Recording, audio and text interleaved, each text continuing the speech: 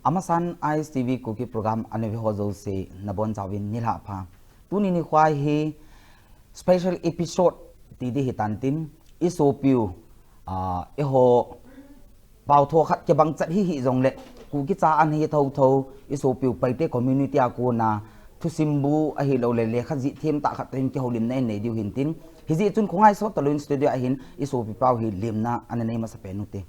ni sar ama sa penin na phat man tam ta na hin kai do ana hilai studio ai ke holim khom the dinga yum ji in ke la ka staff ho zo si thalengin nang hi studio hin lim na ka hin nei ma sa pen ne ke le ka ki pa ke hi bang hun hoi kamu the ja kin mo tu ni khwa hi kin ke pau ko ke thoding nangin nang pau na thoding hi cha chu ik ho khom di hin tin pau ni pai tian nong avet thading sim tian nong avet thading thao do win nong avet thading ai ke holim di hin na ala apat na penin nang ma self introduction khat name board pi ding in phat ka hin pe ki kamin kha Valte Ginkhenpao ka hiya Churchanpur district ka pana ka hiya Imphal tuina ka sepna jaken ka oma ji kaneya ka ji melody chingbiak ki mahia tanu khat kaneiwa amin niang nem zo hiya kumthum waljek pan hiya amau tuina sepna jaken silchar lama badarpura asama amwa ke hi helama kong paizela suti kan echen ke ka va paizela amau suti ne chamau paizela wa hi ke in kuan apan hitale kapa ile Valte vungsong hiya kabewa Valte ka hiwa kanu niang vunga hiya aun nasi santa pasal lito numei li ka vekwa unaw giat ka hiwa au papen pasala hiya kanuto amaw gelin ahon nasi santawa adang te kadam laiwa pasal tengle numei tengen kaunaw na zile ta kanai vektau pathian zalina ki pau min na pi hoi ma wen mi ge na unaw mi ge ne hewin ki hodong mi ge ka hewin na mi tam te hi ipi ki sewangin atama la tu lai bat control la ki ti wangin family hi mi atama hilen anop na jong om jep te te na ai le inja na sai na chun nazinu hi na tongin outside manipura aumen na nang jong hilaya na na tongin na ale nazinu hin ipi department na ipina to ham nangin to ipina na to ham ama sain ke sep penon geleng mo kena bible school teacher lecturer lichi hiama mo Infant School of Preaching akasema kazina railway ministry noya staff nurse asema tuna badarpur railway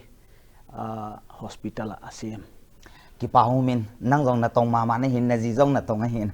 mun chon chon man om han ni a sat na ka jong tam ta ngum mai te hin na ale hi tin hung ki holim le hen pathinin mihim hi talan za chum chum chi pin na la sa thei jong o min alo le thu sim ji thim jong o min alo le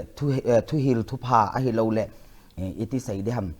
painting mi jong pathinin talan za chum chi pin na nang pathinin talan na pi hi ji thim na talan na pi hin na ale hi chi thu sim hi han lang thu gil la gil ho hi jong le hi chi hi kum izat vel na hiya pat na hi na hin ji panham che ho tabang le khabu nan ji noi le khabu ka bol tak tak kha 2001 ahia ileleng laigel kana patchu 97 1998 chi lakhong ahia kana pangsim laya hileleng pathian thungen kana gela wailaina hileleng anungina ai novel chi pian khong kon gel towa abu khon kon bola tu ni tanina laigel kasim det keina hun khop ka gel hia pathian thule ka gela khovel thil le ka gela alai bua ka bol khia thi tu ni chiangina bugiat tu na bugiat na pen kha tu khasunga kha release launching ball de ka chi hi ki pau min le kha hi book tam ta nan sim do publish nan bol do tan na to hi 8 episode ti de tan tin na 8 edition hi de tan ai le 8 edition pen hi ipi tabang thu sim lang to ki relate na itabang thu sim ham tua release ka bolding pen kha amin khoutung khote mel se pa chi hiya khoutung kichi khuwa khat amin wai khuwa kha mi khat wangsia na zia ka amel sema ma huai tanchina hiya sapa un gele adventure fiction hiya waya romance le atela wana family le atela azia chu ka focus udgi ge le family a very good exemplary family kha readers te na na thei du kha ka dei gi ge jakin family kha involve gi gi hi ka story teng teng kha wa jagna sa pawa a category gen le adventure fiction chi din te tu pen mo ya ya ai tangwal khal le nunga khat thu le awma romance le atel chi di hi ya da nahi na thi ma hin ai le ki pau men na ga sei ding in bible college a jong lecturer khat na hin na ai le hin thu sim na jin hi le kha bu khat na jin na ding a hi almost la izat tabang kum izat tabang lut ziam every time a hi ai ale kha bu kia concentrate chi hiama mo singala wai chau gela kha hun akipe kia iman kal bang na ki gela akum hiam anis lut za chet le kachiam te khol ke atang pina tua kabol dipen kha 2017 a kha kapat adhita a story bangle mo like buka gel cha tang pina keima main kasim thaka I lesson khat ichi hiam bung khat na bang ni ve thum ve sim chang na hi chi zo de ule chi na om zia ken jen ka hi a hun chu aluta wai te teng ka gel zo chang na lai bu taka press a piak ding chang na oi takena proof ka bol no na mi khong khen cha ka sim saka proof read khong khen te ka bol saka eu chena ka hi a lut ani lut za a khalut za akum lut za chi cha chu gen exact sei thai lo na hile to ka release ti pen bang chu 2017 a ka pat in modification ka bol to zel mo ki pau min 2017 a hi le tu kum 19 he tan almost 3 years thabang hin na kum thum lom thu sim khat a lo le khabu khat nan ji chu hoi ma ding ti na hin ki mo ji a hi pun nang jong revision avel in chapter wise in na bolin office ana pi do di ting le printing na bol sa di phak revision na bol kin in na ki pa men ai le kan do nun chu i ho hi thing lang mi te hi na le khabu bol hi han lang magazine hi han lang film han lang ipi hi jong la market an hewin na ai le nang in le khabu na bol ho hi copy iza tabang no hop do a hi lo le ne pitiki sai da book khat na chu printing charge song tam ta hi ding ale khaman nong di na expenditure to na income pa hi IPTM deficit na chiam a hi lo le pitiki sai da income chu tung zo nam IPTM in between na ei mi te din mun na the hoi ma ka sa book to ki sai hitale music album hitale mo magazine hitale na the hoi ma ka sa gen tam ngai chu hi ke ya tuina abik takina I kei pauzat pen paite laka I emi laka ding na paite laka hi laibu atang pi na ken ka bol che na copy 1000 maximum in 1000 ka bola 500 1000 chi ngen khong a hi ka bol tua anexa ding bang leng 500 khong ka target a ya 1000 maximum kha a hi sim maya wai jakina I market chu again sama ba om khol lo mo hileleng I pau kep bin na ding I lai kep bin na di iminam tang thu di bol hiat ki udja ka ki zuak zel waya I de sak tu te na et sang na di na lai bu kana bol ma sak 2006 15 ina nang kia na hi ka bola novel zani le som nga man na hiya una mun tu am tu ma om paite pau tho kuki pau ko ko tha do tho simte zo vai pe chi te atu am tom ka gen khalo tel le de sakinon le khen te na delhi khong bangalore khong aten kha zani le som nga man kha a na tha sen to china zathum zanga chi khong inon le sakwa hiai te teng pull together yon la khom chiang hi ka printing course le ka thagim manchu ka muki theya wai hi a hi dinga lai bu khat gan gel na hiai za kamet zo chi again tham chu om loi ve hi jong le ke paung tho na efforts na labor ho zo se za la hi nang le khabu in le khabu na sunin na hi jong le diu chi lawin aman sa nga tam na nu mu ji in ke pau min by the community kita tantin I really appreciate it na khat na ki support za lo hin ke wa wang chu ha se de win na ki lung to na be se lo enjoy ka sei banga magazine hi han lang album hi han lang ipi hi jong le I bol zo si khu diu ki la ku mi na ji chu khat ki support na awa nin na hi jong le ke hi nang to hin community chum hin hi jong le I pau tho chu khat ni aki thei tho in na zat khat nam khat thi san khat u naw ma hi tho kan pau bo cho ma bo nang pai te speaking nei hi ke achom ka hi thu hin aki khet na pu in na ai le hin aban hung chal le han hilai la le khabuk tam ta na zit na la hin tunin le khabuk thum nan point na Zuli o Zuli kitina hisi pen hi nangin iti kuma nanabola ipi na ngai tu le hi atai tar hi Zuli o Zuli na ti hamna aban athu sim hi itabanga chiam take your time na sao jong la kho lo nok ta en seo ki pa wa ye 2015 ina novel khat ka bola 2016 in ka bol no na mo yai pen 2017 ka break kala novel to kisai na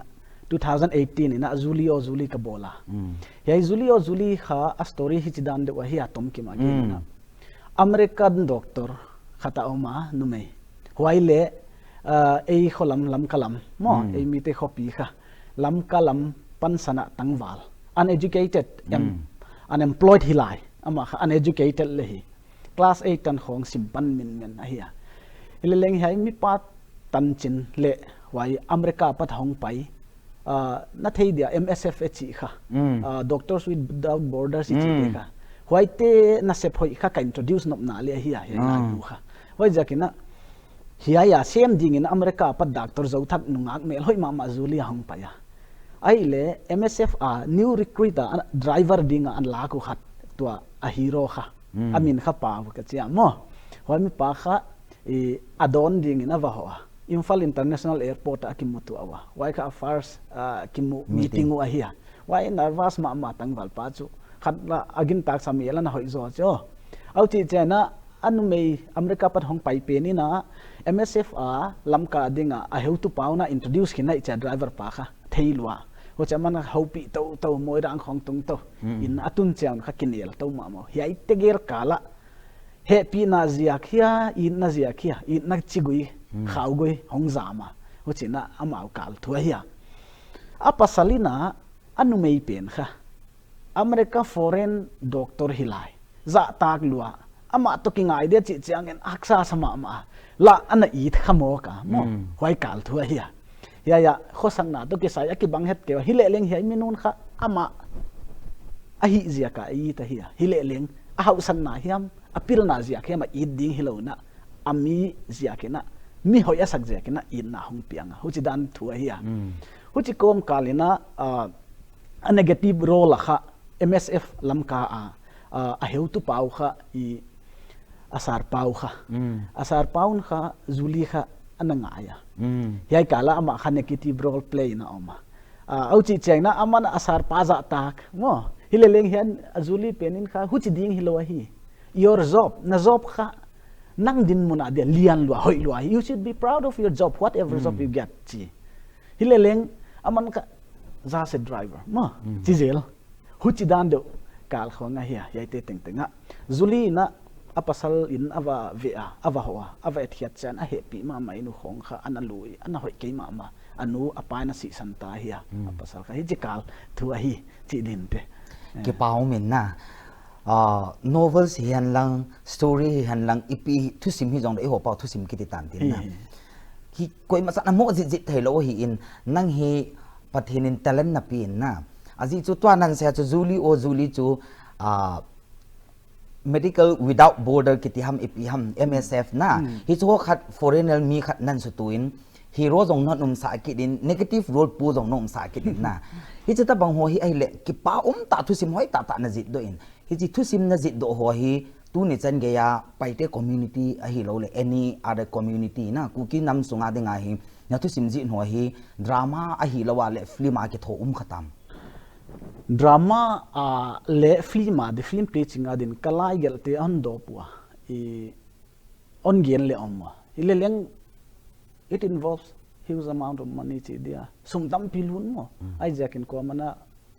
taksu anai kia story on gelina chi pol bang le omwa ka gel sa te bol hoi asa pol le omwa mo a hiya abuka ka bol lo lamka ana za khangai de matu malam ina ni ko mina tang my festival the first tang my festival ta het chu tang my festival I short play khaton gelo chi jan ka gela wai hi YouTube khonga le aum vek dinga mo wai hi ka story short story gel video ki bol khema sapien ai dinga video pitching chu hilo mo hilele banga short film dan hi wai bang le on ki pa pi ma mau hin ka thing en tu ten mo hu chi lo adang abuka ka bol nai lo lian nu le lian pu le lian nu chi khong story dinon do po hile tu ni tanina ko mana bol he zo chom nai lo chi din te pathenin phat khat hin pin tin nang jong thu sim alolet novels acha jat a hoi hoi hin jit in lang na I hoi enjoy sei ma banga community neu hi ja hi film ho jong hi it need a huge amount na more than 5-6 lakhs lang lut cho ai banga income chu hlom chak da hi ja koi ma chan long film po ki mo bol num lo hin jong la pathenin I ho jong dam nei pi wi te aban ban hung ki chalin tin na in do nom ki khat chu hi chi thu sim na ji ho la he na bugi lang na ji do tan to hi release di khat jong omin le kha bugi lang na ji do la hi nang ma gyal dana ipi le kha bu pen chu hoina sa pe na lung hlei pe nam bugiat ka gelte kon gen chiang thak jek diam mo bugiat ka gel la ama sa pen kha chiam noi le thu tak ka chia jokes and truth chi mai de sa pa mo chiam noi ade polom thu tak ade polom mai cha bu khata ka combine na hi kalom te to pang khoma ka hi hi wai kha chiam noi le thu tak ka hi wai kalai bu bol teng la ko zuang nuam pe na hi chiam noi ai zia ki na mo wai zia ki din ka de ging ta 2001 ka release kha asum pile kal khat sunga kamu ki ko hi college khong high school khong a jokes bu kha ana thanga mo mi te na jokes khong in again wa wai hi nuam ka sama ma ani nai le greek sintung bu greek primer hi ke bible school of theologian chi zo le mo wai dan ka jaken kha greek kha imi pi te na imi te na mol chi ka thei na diwa ka bol hi wai pen kha hun le aluta bol na din brick pau to ki sai ka primer ka bolai cha ki na mo hun bang le aluta wai hi ahia hu chi lo dang te hi le I pathian thu khata ma wai chu ka hin na nang din ka pia chi ahia 2002 ina ka bola wai kha pathian thu to pa jesu christ in cross a hong thuang na thu mo wai ya passion week ki chi kha wai ya cross a kil li pa kal ni pi kal kha wai ui ka thel tung te ka gel khom na hiya hi te hi lunglut tak le hoi ka sak le thei tua ka sak ja ka bol te hiya hi te bana hi te lo te kha atang pin novel hiya novel ka bol tak tak chu ka gen sama ban 2015 in ka pana hi asa pin kha 2015 na mo sorry 2016 hi pin ka bol tuna a copy kha be ja ken kon toy ke ya hoi nu zal mang lian nu hoi nu dream girl chi dan được mo wai do ka bol khan novel first novel hi he ti hi lung khoi pen le lung la pen chi chu ka thei tuan khol ke ya mi te na comment tam pi kang a mo whatsapp khong ina on kha kwa inbox sms khong ina on kha kwa waya story te nuam sahi dan again wa adangon gel zelin achio hoi zia ka ana gel to kha khia 2016 ina ni ka release 17 ka break 18 ina ni ka release no na li ai ta tua kha novela anga na di kha tu kha release hom ka hi hoi dan hi tu ta di na ka story te hi kele lunglut taka ka gel zia ma hi dia ma sim tu ten le hon lung lut piun ka theya ki pa hoi ka samama from every community asim ka ten kha hon ki pa pi ma wa hi kham phan na hin ka the ki pau min nazit nalin sayong na say nalin na ai le na first edition ki titante jokes and truth na jokes and truth na chu jokes chu ipipen lai ta chu min adayam na jokes tam taum de hin truth jong thudi jong chu tam taum de hin na ale facebook hi na whatsapp hi jong le hi chi jokes and truth le khabua ku na chu min a dei sa pen jokes chu ipi ham pai te pawin in sei pin lang truth jong min a dei na pen chu ipi pen ham chu in sei pi wa salpa 2001 kha sms whatsapp chi te kha mobile kha chi te la ki jang nai lo mo wa ya chu min again tho mai college khonga kha acha introduction chen abu kha genun che om khen ten abu puaw simu mo koi pen dei pen wa chi chu ka thei ke ya hileleng phua ka phua tom de ke mi mal taka kana phua hi ka thei khen ten ke phua hi lam thei lo ke za khon gen ki ko ka zak te la ka khat chu octopus chi ahia Greek te na octo chi cha 8 chi na hin chen pass chi cha English a wala zual tale pass exam pass wai kha mi khadin kha azok sai chin kaphuak to ma octopus ki chi kha mi khatin na e giat ve pass chi na hi chi na le chi dan deu na ka bol to ma hi chi dan deu ka pet to mu le om jokes ki thangsa kala kho mu le om mo hi le hi ai pen chau a thang chi kha ka thei tuan khol kia thu tak lama leng ka thei tuan khol kia koi pen min hoi sa chi mo tu lai khong le chu whatsapp on khak dun chen hi ai na le chi du mo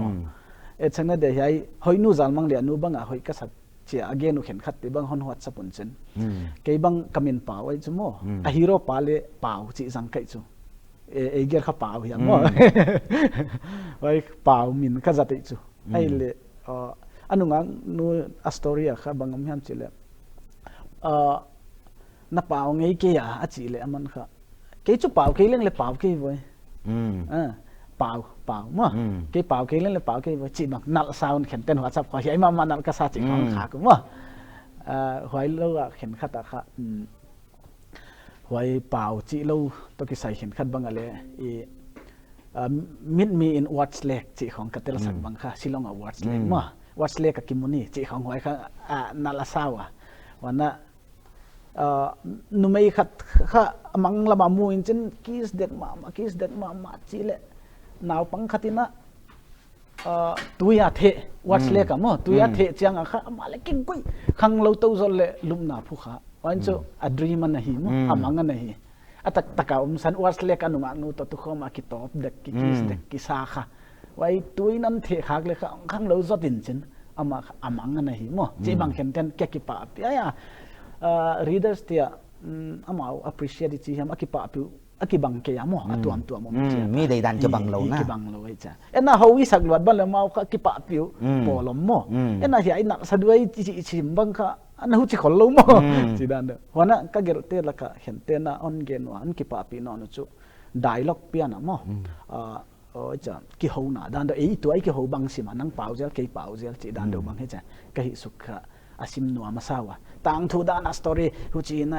cheki gel don hello mo a heroine pau in hoi zo a hero pau chi dan do cha conversation type kan gel bang le am ki pa pi ma hi on ka thei ki pau min a hi le sir e ke holim nen hi anu in break chom khat na la tin break ke chele ke holim ne hin nei ki te on i so pi pau le kha bu zi them ta novel si hian lang ai lo le joke si hian lang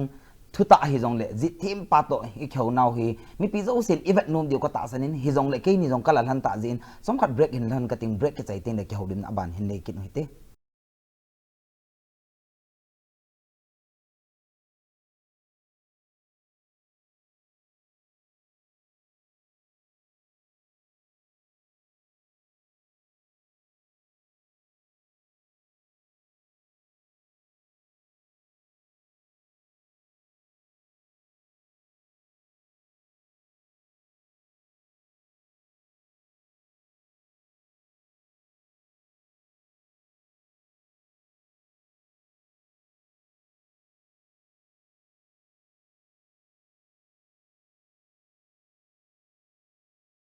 pu valte Ginkhenpao Valte to hin ke holim na no ta in nevin break allowin break a ke chain tu hin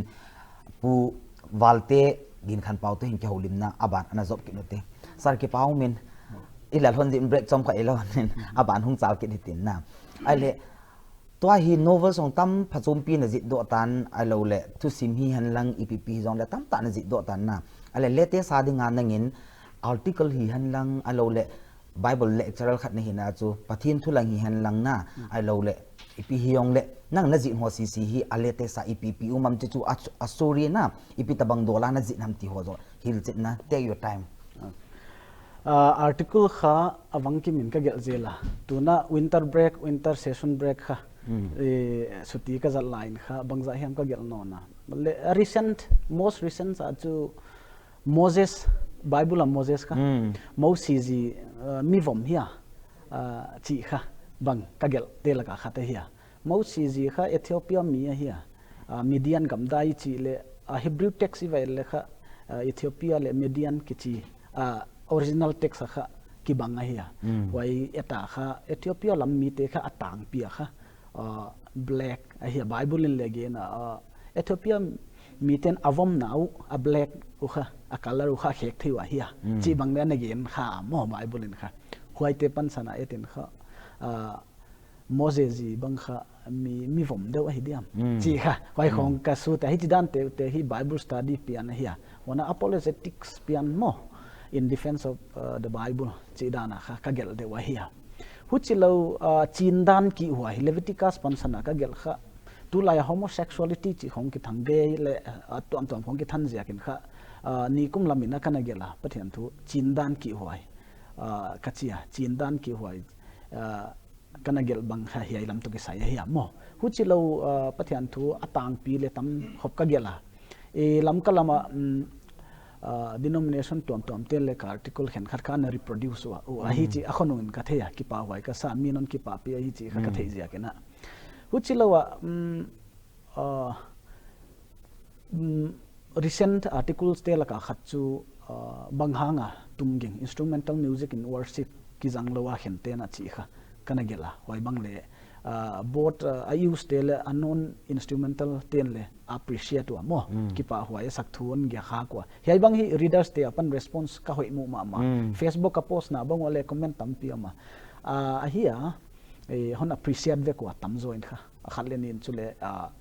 gindan faith akibal lo zia ke na ne che ka tom ma mo an ki pa pi ma mau chi de hente hu chelawa pathian thu adang le aneu no no asaw lo tom chik che khong ka gel ma zogam.com chi khong zogam online chi khong pholva times chi khong websites dia pholva times ka het cho hi wai tia khale ka wangkimin ka ko ya mo vek lai din ka king ta hu chilo ken kha articles ka gel te kha newspaper dalam ka post chi khong atang pinon so asak zel wa mo ki pa hoi ma hu chilo kena Facebook page le Facebook ke Facebook idea ka wal khong ka post zela hu chi dan khong hitang pi sar ki pau min a hi le hi chi nang novels hi han lang ipi thu sim hi han lang na to enjoy na sei ta ba jokes and truth hi rong le abon che kya na ji no hi tam ta hi tan hi chi hi ga sei ding at paite speaking holding abo pau bawa paite pau bawa na ji nam ai lo le something like English a hi lo le na a lo le pau dang sim te pau ka thei poi tha do pau ke te thei poi na hi so ta banga ding a hi mi pau dang a jong na ji translate na bola publish na bolu ma hi lo le tu san gya na ji jo si hi paite speaking abo dinga he na ji nam tu lai ta ka bol sa te kha pai ti pau ngin na hi English sa ni dang ina cho chanpur college sa I article sa lawa kha kana pe kha lesivia saparel chi English ka gela hi huchi lo kha abu ka bol thei da ka bol leadership in the church the pre and post eldership ki chi mo ka print zo ke abu ka bol dia ka design hi why hi English in ka gela huchi lo novel le article ka gela tamzo paite hi wana novel khong kha English ale kizil thei tho gel mangle try thei tho mai thei le leng article khong le ka ha gel lo na zia kai le English ka everyone can understand reader le tam but I want to improve my language I want to promote my language chi mai ni mo I azyak chu simte thado paite kuki azo hitale try begin khaglo tam pitel le a preserve ngai chu I spoken pen kha I language kha I preserve chen ngai I literature I preserve ngai chu wai jaka kha I think this could be the part that I can play the role that I can play chi kha in preserving my language and my literature and community mo ka chi jaka kha hi kha ka hi a hi English khen khap ten na English get le chin na market om di lian di publisher jong le chi dik hileleng kapau kalai pu khalo de emi te pau pu khalo de namdang very well advanced and developed English language va pu pi sangena chia ka hi ya market le economic point of view achu sum financial point of view achu income di and nine chu English get le chu lian zo de mai te mo say enai gel siam ke le tu lai chu mi le pangkho ma le gel thei chu a story e pen original hi ale mo hu che le hi thei thong hi le hi kha I kenna mi mal taka kana tuk dan gi ge chu imi isate emi ama preserve ka udjak hi pen na hi chi kha kan ge na ki pau min na ideology na lungyal cha hoi ma man na aji chu sap te chu I hon ki support hi jong le they will asang sa he tan na to chu anim I hon not is sunga ding a jong aneu pen hin lai vin na I ho pi khan ei mi te hi ei ma le ei man I pau I ki preserve lawa I culture I identity I ki preserve lo le sap te a hi lo le kol te hunga I hung preserve pi di u hi pun na ideology ji ki pau min pai te community jong hung khang to jing in tin ai le hin in zo apa na do di ka ti le ka do nai lo khat o min Bible college sa lecturer na hin na ale nang hin thip na lam pangai theologian langa hi isan ge na sima to a college sa waza na hi na khona ipi subject pen chapang ho na hi lam na jito hin hilchin na kha in nei pi sa ko wa kha Bible school kha alian lu hi ke I student teng hostel am ve ko hi Infal School of Preaching ke chia hi student kha capacity 12 a hi hostel am ve ko ama kha nek le tak mo fooding lodging free residential college chi dan hi wai kha kumni course cha wa hi le kha hi le education lama hi graduate tan kana chaya mo kana hi BA tan theological line ale bachelor degree ka hi hoi zo nung leng ya Doctor of Divinity chi khachu title chu kana ne ya international management church management te apani na mo hilele wai chu theological doctorate ai jaken kan chu ka gel hol ke ya hi distance ka hi ai distance education ai jaken kha min bul kho doctor chi kha novel kho gel khol lo ja chu theological line ai jaken mo ka gel hol ke huchi teng khong hi ale to college sa he na nangin ipi subject pen na hilziam residential school a college sa to residential college chi hiam school to ka sem na pe na hi subject kha somni wal a hi wai te hi teacher te ki hom to hi tampi ka tangwa mo ken kala khen khat te le Greek bang mo Greek kha New Testament Greek koine Greek chi kha common Greek kha a hi wai kha a basic ka hi elementary level a ki la hi mo student en asim thei de Greek lexicon khong a consult theina diu hisab a hi wai a hi huchilo the art of preaching ki chi homiletics pathian thu to ki sa ya mo to gain siam na chini kisil na hoi bang kha ke subject ka hi homiletics kha huchilo textual study Old Testament to New Testament from Genesis to Revelation kha textual study le kala mo yai te khong a hi tang pia huchilo subject ka nei teu adang le ommo hilel hai te atang pia lian deu te hi ki pau min ale sar na thu simbu langa hong chikit le na ta hin I nang kya na hi ti na hi chi lekha bu pen hi I tabang thu sim lam pangham asunga a content ho hi abon che ke chun sei zo hui la chun I tabang lekha bu ham na I piti chiam how it goes na explanation ngai cha do me public akunin ki pau ai yai nang kya na hi ki chi kha English ingele only you ai ma ya mo anungang nu ai luat ja ka ki ho pau sei le nang bo na hi adike hi nang bo na hi huai hi hi ai mai na khat ka bola hoinu zalmang lianu hoinu dream girl hi mo yai kha Manipur Press Club Manipur Press Club hi Imphal a major khula kha release kha 2015 ka bola hi mo huai pen kha kon gel zo chianga readers te na atop abeidan kha ending kha laklo lu hi achiwa ending alak lo next one gelin chiwa pressure readers apadama nang kya nahi masanga chu hoinu dream ga rapat hin panje going back hai kha hijidan hi hoinu zalmang lian nu kichi kha anungang nu min kha hoinu hi bang hanga hoinu chi chu ipawa ki bang vek mo hoinu mel hoinu hin chin hoinu kha I anunga ka hi ama hi adik ta ga gen na bangzia ka hoinu min la ka hiam I chi le kwa hiam khat kadam sunga atak taka kanunga khiam ka extreme min chi dan te hilo hi khen khat ten ka extreme min di khong saw mo hilo in chin hoinu ki chi pen bang dang hilo ina mi hoi ma nu mei khat ka a heroine ka pan sakut ja ka hoinu chi ka ya ka ya atang walpa min nai le pau bang je ka pau zang e chi mi tam takinon dong wa mo ya hi tuna on gen le pau ka zat ja ki ke min pau Ginkhenpao he Valte Ginkhenpao he pau ka zat na ja chu echane dina banga midang min khat hegin chi bang jang leng Mr. Hegin min jang taleng Hegin ki chi khat an om the chu ko hiam khata why mi pan ka story you are copying my story why do you use my name something wa china de om the chu repercussion mo bang hiam khat om the chin why nuam lo aja chu story chang kha story novel hilele a reality sukha bang om the chu why jaga kha nuam lo om the chin ke min ka zat ya but I mean pau na zadian chilo ke min ne ke non chi chilo ke voi ki chi the na di mo chi kha ka hi ya hu china ke ma min pan sanena pau ka chia anu me nu hoi nu ka chia hi anu me te silonga oma hi wa silong kha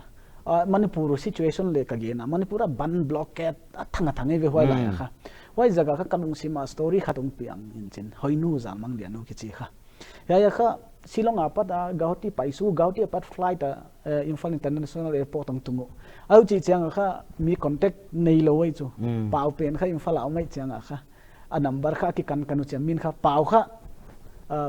blockade ja ka on ma kai thei de hi mo banu mai le garian sai sak thei de chi mi felma ma pau ma hi chi chang kha man kha call cha kha hopin ai le aman le bolero khong a hire du kha na zon saken chan che ai le ong tun kha airport apat hong port khiau ama va pai kha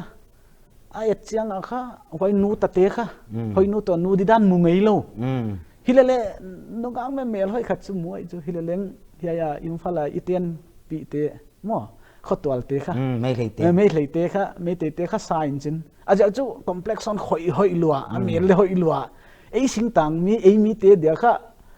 me hoi salwa mo ging ta zo lo u cham cha kha man le ya me te kha me hoi te ve they are so beautiful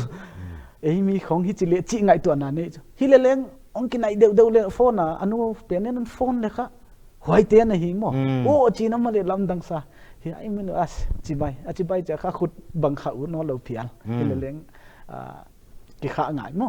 wai kha first contact wen hu chi dan do ngom ma khalam khato wen chen cha love story ong ki pan to family le romance plus family hi kha hu chi dan do nong pai to mo hu chi na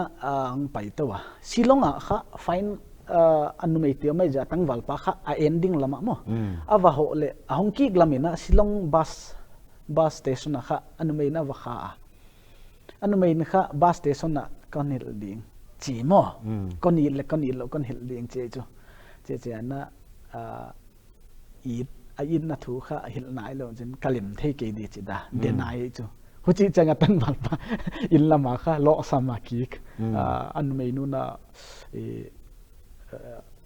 in na pelo mo chidan be cha khamin alag lo sao abanon gelin chi fa jaka ya to nangkia na hi ong pai nangkia na hi kha huai be na pa non ki continue chin silong apa tang wal pang ki lam kang tung lung zuang ong ki phone to au a khat te hong ho lam ka ki mu to au mo a du da cha ngam to chen huai zo kha ala sa kha ending so happy ending mo happy ending ki cheng hon na ki pau min ke zong akhat ke ho pawin film maker khat ka hin na director zong ka hi in ka film a zong kin nei ngai damin part 1 kana bolin part 1 a kon chun to na thu sima ta banga chu hoi nu dream gala pa na nang kya na hi kiti ta banga chu part 2 kan continue kin na nang ai hi happy ending e hin kya nei ngai damin part 2 awang chu actor actress te ni se ma ka kisim ni sa in na ale chang chu comment tam mi ho Christine te ading in ki tha chu suicide chu a hi thei poi ti win na exactly why the key point kha ka story hi ma happy ending lo wa ending mi pin le rida te le dei lo mo bana suicide khong kha atang pia kha example hoi salo nga nanga pian chi lo kayo movie is a movie another story chi ni raja kena personally in my viewpoint as a theologian moral hoi lo bang le ka story am di dei khol lo esak na dinga banga i nau pangina sim chianga angai to na pai hial thei di bang le atel di law mo novel ka gel tia hoi jaga kha ken kha tang pia nau pangin le sim thei di api chingin le sim thei di chi dan da ปีจิงอาทูเตตำสักคนลุงเก็บเป้าเหม็นนะเก็บเป้าเหม็นนะทุกสิ่งจะแฮปปี้เอนดิ้งอะไรก็ใจเก็บเป้ามาจินเลี้ยเขาบุจิตเทียมตะลงคนนั้นเห็นนะทุกสิ่งจิตเทียมตะลงนี่เห็นอันละบานหงจาร์เกตเห็นจะเห็นอีนาจิกอาสินกิมในทุบวยสุยขียนะตีนนะที่จะเป็นฮีอีพิตาบังอาจียมไอ้เราเล่อีพิตาบังทุสิมฮัมนะไอ้เราเล่โนเวลเสียจนอีพิตาบังฮัมยัยค่ะอบุมินตักตะค่ะ LAPD เฮียบังอา LAPD ที่ค่ะตั้มตักินนั่น question นะเฮียการ release เด็กนะมั้ง LAPD กิที่ค่ะบางดังแค่ LA เป็นค่ะ short form of ลำกาเฮีย PD เป็นค่ะ police department นะเฮีย I want to introduce the police department in Churachandpur จีดานเฮียว่าจะค่ะ this is a detective book detective novel เฮียเป็นค่ะ it could be thicker ฮิเลเล่ไอ้ละกาจูนะที่เวลอามันองตั้มเจียงองศาเจียงอบุมันองตั้มจะอะไรดิตูเตนหักสันสามูว่าจะค่ะปัญจิกะกันเฮียค่ะ LAPD กิที่ค่ะลำกา police department นะเฮีย detective story เฮีย a category ค่ะตัวอัฐกะฮอนดิเป็นจู adventure เฮียมั้งอามาละมาเต romance เจ้า love story เห็นใช่ไหมค่ะ love story plus ค่ะ detective เฮีย LAPD ค่ะเฮียอี police SP ขัดจุดสารปูระเอาเหมือนกันหัวอินค่ะไว้เพย์นุ่งอักเอมี่ละค่ะไว้เพย์นุ่งอักขัดเอาเหมือนกันไว้เอมี่นุ่งอักตัวไปเตตังวัลขัดกิ่งไงมั้งเดลี่อะค่ะลายสิมาวอมตัวกูวักกิ่งไงเขาภาษาเตเลมี house มาอันไม่เตเล house ทัวไว้กาลเห็นจันอันไม่นูสติยองไปเลย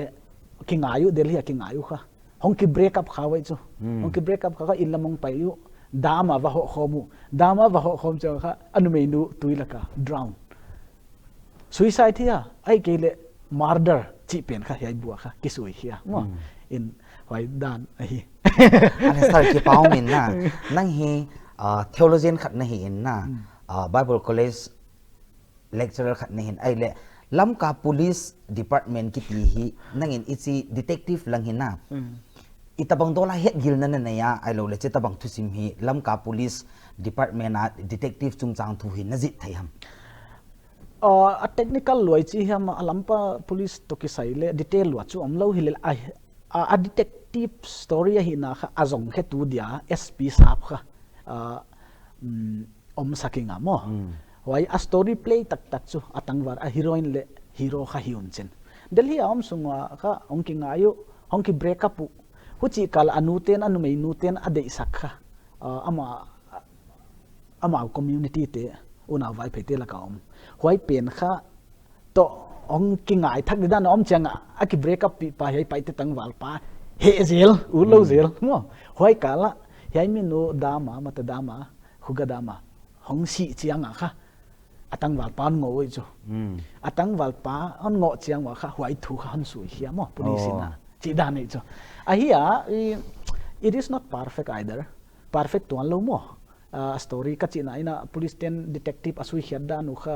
legal ตะกะไว้ที่เลอดีตเราเดียมาฮิเลเล็กเลยหอยตะเกินเจ้า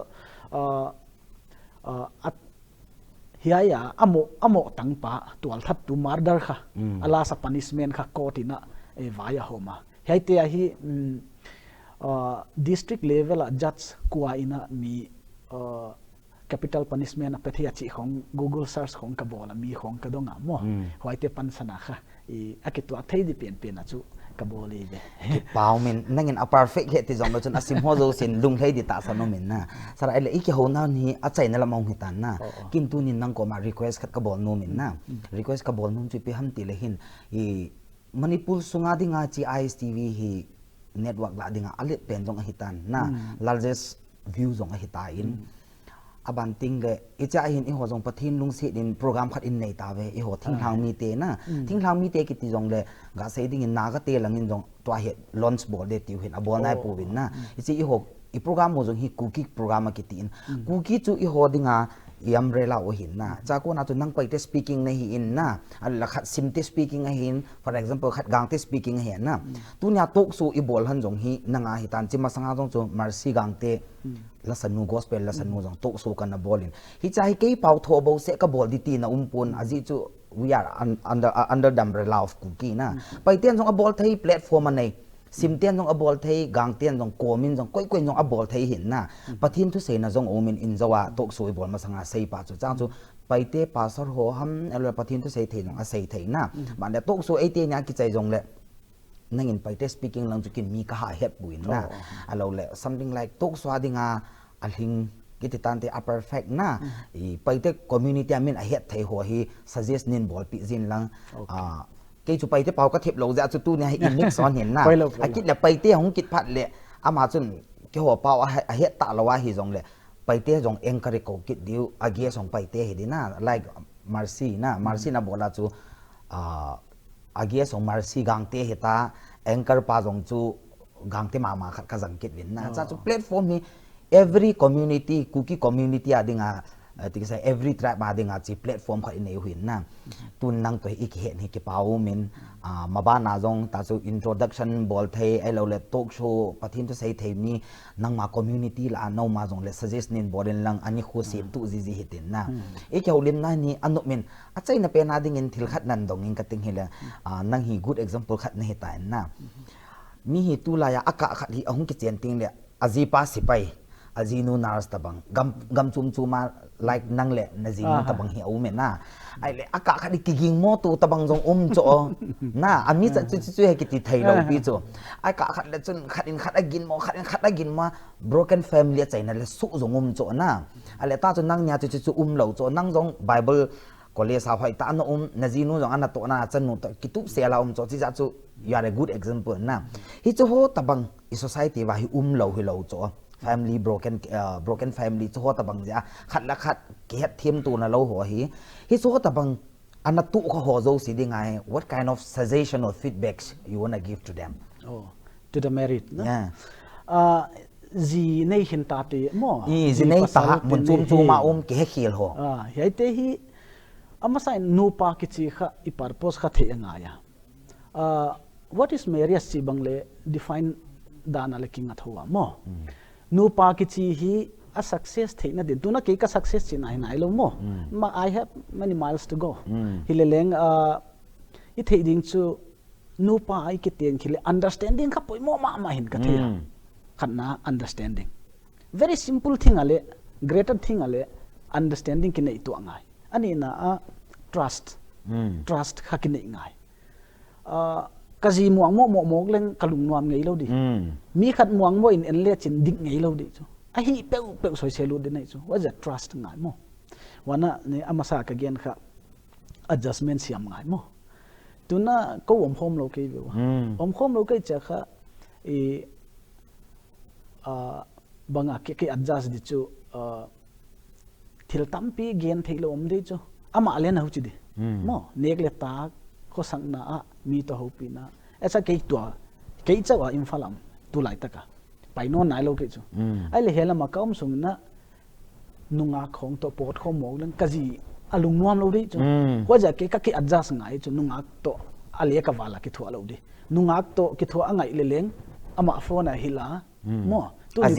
ni program ka ne ya chi bang gen di hwa ya nu mei lom de tang wal lom de hwai te chi mai de chu hwai kha iki adjust na di tak kha hwai mun hin chen khenten hil ngai lo mo au chi cha ana zak chang wa kha lung nuam lo hu chi bang ma ama le aji ha pasal ham hu chi le kha zatha da di chu mo wa ja to ke to I talk so di bang ken kaji hil pa mo kaji hil pa nga talk so a ho de che tu jing kha WhatsApp ale ki video call nga kha dress khong kian sak banga chia good katanu noi le papa chi mo ai dan da I cha kha bakimon mo na dem no lo wana ani na pasaliam na ji hiam ina huaya khuchi dan de khachi dan de kanei de achi le muan mo pa di lo trust poi mo bless de chu hoten va houn lan pilwang tak mo ko ina hong mun chi di chu mo hu chi di khen kat te na ki hilin ki muang tuan lo chi mo ki muan de chu no pa chu phota mo hu chen na ki muang le chu hoi ma din ka ging ta hi te teng a ilo chen na din pathian kha number 1 ko yang ai mo pathian kha athu alaw hilo in reality we should fear God not just in words mo pathian kha ilo tak din chin en kha athu ki law mo hilo mo pathian kha athu ki law atak alaw lo หัวhi i problem kha wa japat yang ka tak tak alau de mei dil bang le om tak tak hi chi gin tak ni mo mei dil athua in word silo in reality it exists chi kha ipom ngai mo wa japat hen kha wa te kham wa ja nu pa adjustment anga ya I mun tua ma om te kia hilo nu pa lo nei to kal bang zin lo nei pasalin lo nei lo pasalin lo nei zin lo nei lo chi kal bang ale adjustment tam pi bol di om wai kom kala om khom lo te adin adjustment plus trust angaya a om khom te adile trust ngai hin ka theya yelo le adang a required tampi point om khadinga hilela alian pi again ina nu pa hin khwai mim adjustment kha number 1 in ka theya I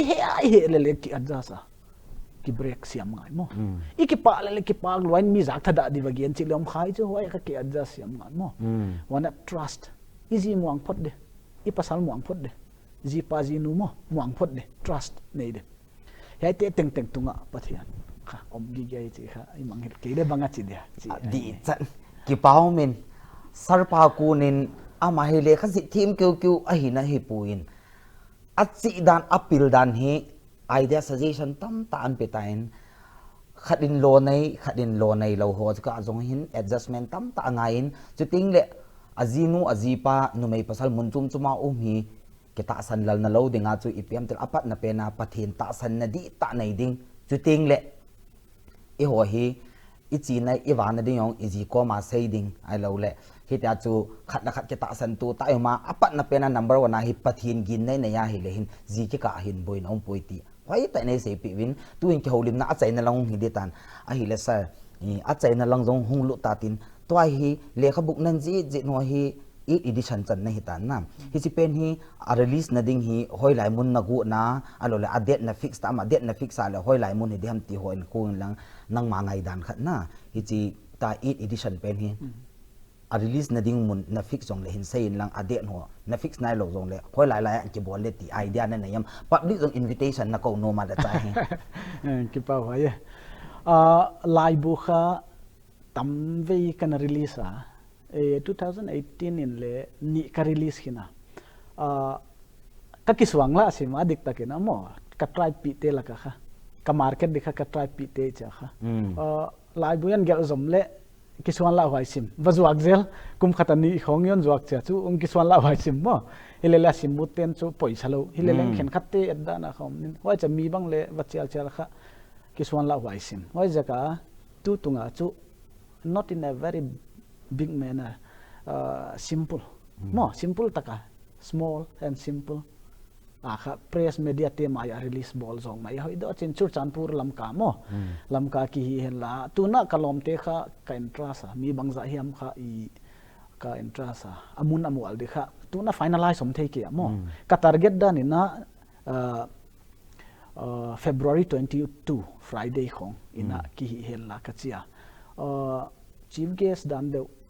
chief launcher kha ki nei hella ami dile ka confirm simu chu omna hile tua again hia thi chan ki mo coming Friday it's dinga mo February 22 hin ka thia hoi ni kha chu ka target tu details angom te chang na invitation le nang WhatsApp kan khai ba mo nang tel thia nang ko wal thela chu ki pa hoi de mi pi tam pi ka chia ke dia ka readers ken khatte au te pre booking ka bol sa ka hi mo hoi te au tam le WhatsApp in ka hil dinga ahong pai khom diwa ka public di chu ka attendance di chu from the media side ong hidi lamka kha media tam pi ma ya emiten ISTV ya program ine ya no wang nang tel theu le cover thei dina mo hong pai helan media launching chi dan de khalian lo na ki hela uchin ki hi le chi kaplan na hi ke pau me sir azi chu thil zo si hi isei banga he na bao khat tho chat ki hi jong le zat khat u naw hi win ke khan thei pu win hi ta bang chun yours nei serin jong lam ka film academy hondo jong chun ki ho jong ka chi win aban ting le manipur actor min thang ta kai ku ho jong hungin na hi chu ka ke mang cha khom win ki hon jong kin ka nei ting mulen hon jong ning la pi diu ki hon hon jong na nei ting le ki hon ka hung la diu hin tin ke thu khom na ki ti chun unity strength ki ti banga chu khat la khat ke vot tu diu hin tin pathinin damna na pin tin coming Friday ni le hin last edition latest edition ki tan te thin son lang pathinin wang ham nan pin tin เลขบุกจิที่ไงหินลังหินจิจอมดิ้งนั่งกีบออนกันที่นี่นะหัวเว่ยขังเว่ยติงเดจิโตกสูฮีอากิใจตีเลาหินอาจิจูขัดอีบอลใจสาจูอากิใจตีนเลาหินอามาอาทิตย์นั่นไลนาจูอาบานอาหงสาลเบียติงเด็กโกกิทเท่าหินนะแล้วสวัสดิ์อามันอัลบั้มอาบอลฮีอากิอาบานสเต็ปของสาลติงแต่กิเขาลิมนี่เดี๋ยวจะแพลตฟอร์มฮีหัวดีโอซีฮีจุนนั่งจงงาลวินให้จุนอาบานบานเห็นบอลลินลังตัวบุกินั่นสันอีบอลหันเห็นอากิเลบุซ้อมละขัดลังจงบุกูสันเกยจงอินอากิหลังเลอีพิโซดกิเห็นบอลกิเห็นตินก็ใส่มาบังอินไปได้คอมมูนิตี้และสถีมีหันลังเอ็กเตอร์เอ็กเตรสหันลังไอเราเลยอีพีฮิจงเลยเฮลายาโตดิ้งนั่นได้สามีออกมาเลย suggestion นินเป็นกิจมัดมัดจีตินตัวนี้นะพัดมันตั้มตาในหินไก่ตัวเฮลายเขียวลิมันฮีอาใจนะจงหงเหตุอาใจนะเป็นอะไรดิ้งนั่งจะปาทุกขัดก็ใส่สาโนมินนะนั่งมันเลี้ยขบุหิหันลัง novel เสียนั่งอีพีนั้นนั่นจิตหัวโจสีไงลุนั่นในนั่นโจปีนะนั่นซิมปีหัวโจสีก็มาฮีอาใจนะเป็นอะไรดิ้งกิปาทุเสียนลังจิจูเอเตนี่พัดอาใจน้องเหตุนั้นเตลายบุบอลคิดค่ะสุนตัมพิลูดไอ้เจ้ากินนะฮิตจะเบียดให้เราว่าจะกิจวัตรมั้งว่าจะเจ้ากินค่ะคอมมูนิตี้ตัวมีนนเลยสักลำกลำบาเลตุยบวงของอะไรเลยสักมั้งวันน่ะจะอุเวงจีของอะไรคอมมูนิตี้ไปเตะกี่ให้เราอินขันเลยสักเฮ้ยเตะเจ้าค่ะตัว8 editionบังเลยกี่บอลตัวเทดีด้านอมตาเฮียเฮ้ยเตะแต่งๆฮีการีดาร์สเตะมั้งahon in nau on de sang na tunga ki pa thu ka ge na amau te na on le sak ja ka bol thei ka hi on le sak ke le it will be a wastage of money and wastage of paper waste of paper mo books su kilei kele chamang mai di chu wa ja ka kha amau te le sak ja ka ki pa thu ka ge na amau te on le sak ja ke na wai ba na ka ge nu ta hi le ahon le sak ban wa on encourage mo hon encourage layu nanga nahon gen dan dewa tam semon gelin na chi dana mo tam tak ten kha readers ten kha hon gel je den cha tha hon piaw mo ya te teng te jang na ki pa thu ka ge na wana katom na de ka ge nu ISTV hi che banga heu tu pana hun hoi tak na hon piak jang ki pa thu kon ge na ISTV heu tu te tungal ki pa thu ka ge na ei mi te na le tu nong chena thu pi jo semi dinga wai lo ina ka zo na pen lia ka gen utsu honna thum piun lan kana sem nai tale ka thilgel na ti ale na thum piun la ko apeu en tu teng tengin mo na thum piun chen kon nge na yai khong hi la hoi lo wa hong tung ding kigin ni sin Friday ya kha book releasing ka bo som na hi ai the ya hong tel the na omle hon ngai vek ka hi che kha kan ge na hiกี่เป้ามินซาอากิดอีพิโซดลังติงเลยนะหูไว้ขังไว้หิจงเลยนั่งน้องจาลตรงจุนอาบานเนี่ยอันนั้นกิมตัวกิดดิตินดูเนี่ยดิ่งนับพัดมันตั้มตาในหินสูรุนาเฮลายานักคลาสหัวนันดาละโปรแกรมขันตรงในดิ่งเลยขัดกิเหตุตัวเทในดิ่งตกช่วยบอลเป็นอันนี้ฮิตจะนินใจตินอเวรินนั่งจงอากิปาทุกันใส่กิดว่าอิโซปิวไปเตคอมมูนิตี้ละดิ่งเลขบุหิฮันลังปะทินทุลำหิฮันลังอัลติคัลฮิจงเละจิตมาขัดหินอีกเขาลิมนาคูนายหินจิลโดไทยใส่โดไทยตั้มตาอมินมีคอมมูนิตี้อีจันเกียกิสปอนัมสารพันเลขบุกอจิอดีตูนิจันเกียนดิฟิซิตอจีปูอินอจิจูอโมอากิตสดไทยจารุหินตีฮีอีเฮวินฮิจาคูนินสารปาคูนินจงกิติลเขาหน้าไทย good example อีหัวดิ่ง good example ขัดเอพีวินนะฮิละอามาจาลินจงกิปาทูก็เห็นใส่กินอีหัวจงมีคอมมูนิตี้อากิสปอร์ตตะบังไงฮีอีหัวจงเป่าขัดทอซีอีกิปุนความว่าอีกิลุงตัวว่าบอลมอมปุยตีฮีตูนินสารพัดตัวเกี่ยวว่าคนนินมัดโดไทยไอฮิเราเลจิลโดไทย good example ขัดได้ฮีจิจุน